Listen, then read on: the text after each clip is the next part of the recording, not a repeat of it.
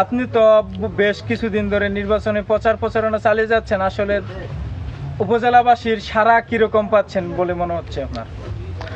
গোটা উপজেলার, আমাদের তেঁতুলিয়া উপজেলার যে আগামী 8ই মে যে উপজেলা পরিষদের নির্বাচন হবে, ভাইস চেয়ারম্যান পদে আমি কবির হোসেন বইমার্কা নিয়ে প্রতিদ্বন্দ্বিতা করছি।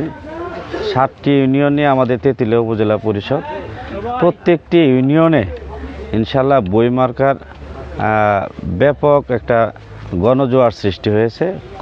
মানে সাধারণত পাথর শ্রমিক, চা শ্রমিক, ক্ষুদ্র চা চাষি থেকে সর্বস্তরের জনগণ বইমার্কার পক্ষে মানে বিপুল সাড়া পাওয়া যাচ্ছে। আসলে আরেকটা বিষয়, আপনারা একালা থেকে 2 জন প্রার্থী নির্বাচন করছেন, এই বিষয়টা আপনি সহ বা ভোটাররা কিভাবে দেখছে? আসলে কি, ভোট করার অধিকার তো সবারই আছে। আমাদের গণতান্ত্রিক এই মানে গণতন্ত্রের দেশে সবাই ভোট করতে পারবে, কিন্তু মানুষ যোগ্যতা সম্পন্ন ব্যক্তিকে যাচাই বাছাই করে আশা করি ভোট দিবে। যে প্রার্থীর কথা আপনি বলতেছেন, ওই প্রার্থীর চাইতে যদি আমার যোগ্যতা বেশি হয় সব দিক দিয়ে, তাহলে মানুষ আমাকেই ভোট দেওয়ার জন্য ইনশাল্লাহ বেছে নেবে আমি মনে করি। নির্বাচন কিরকম অংশগ্রহণমূলক হতে পারে? নির্বাচন সুষ্ঠু এবং নিরপেক্ষ হবে, কারণ বর্তমান সরকারের আমলে আমরা আশা করি যে নিরপেক্ষ এবং সুষ্ঠু ভোট হবে। এটা স্থানীয় ভোট, এটা স্থানীয় নির্বাচন। স্থানীয় নির্বাচনে জনগণের ব্যাপক সাড়া পাওয়া যাচ্ছে। মানে বিগত দিনের যতগুলি নির্বাচন হয়েছে, এবারে 8ই মে যে নির্বাচন হবে, জনগণ ব্যাপক সারা উৎসবমুখর পরিবেশে 8ই মে ভোট সেন্টারে গিয়ে তার পছন্দের প্রার্থীকে ইনশাল্লাহ আমি মনে করি ভোট দিবে। সাড়া পাওয়া যাচ্ছে খুব প্রচুর পরিমাণে। নির্বাচন করতে গেলে কিছু নির্বাচনী ইশতেহার থাকে, ইশতেহার হিসেবে আপনি কি কি উন্নয়ন করতে চাচ্ছেন উপজেলাবাসীর? বিশেষ করে আমাদের তেঁতুলিয়া উপজেলা 2টা শিল্পের উপর নির্ভর করে। একটা হচ্ছে চা শিল্প, আর একটা হচ্ছে পাথর শিল্প। এই দুটো শিল্পকে মূলত প্রথম কাজ হচ্ছে এই দুটো শিল্পকে কিভাবে সামঞ্জস্য করে সরকারের নিয়মতান্ত্রিক পদ্ধতিতে এবং প্রক্রিয়ায় আমাদের উন্নয়নমূলক করা যায়, সেই প্রক্রিয়ায় আমি থাকবো। যেমন ক্ষুদ্র চা চাষি যারা আছেন, তাদের কাঁচা চা পাতার ন্যায্য মূল্য যাতে তারা পায়, এই বিষয়ে আমি ইনশাল্লাহ কাজ করার চেষ্টা করব।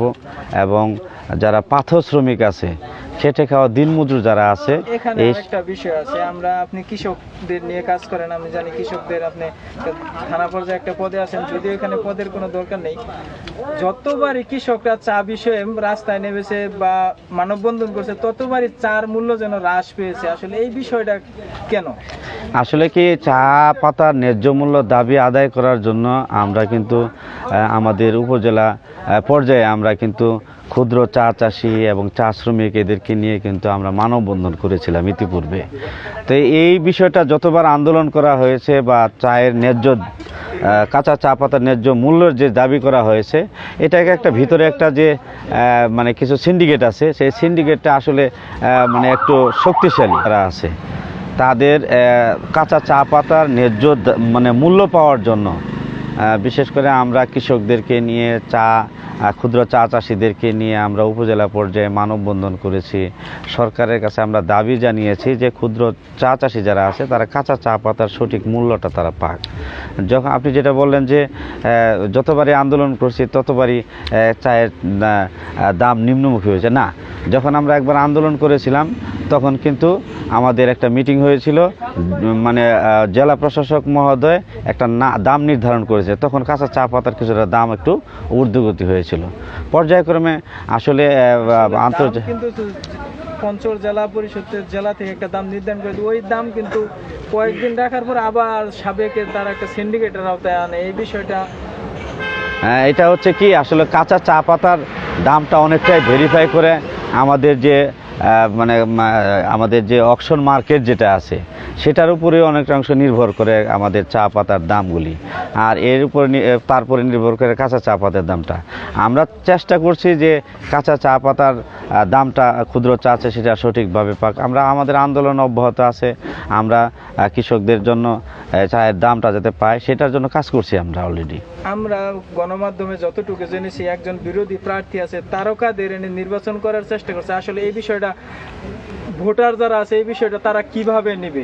না, এটা সাধারণত ভোটাররা তো ভোট দিবে তাদের মনের অভিব্যক্তি, মানে কে জনগণের পাশে এসে দাঁড়িয়েছে, জনগণের বিপদে আপদে সুখে দুঃখে কে পাশে থাকে।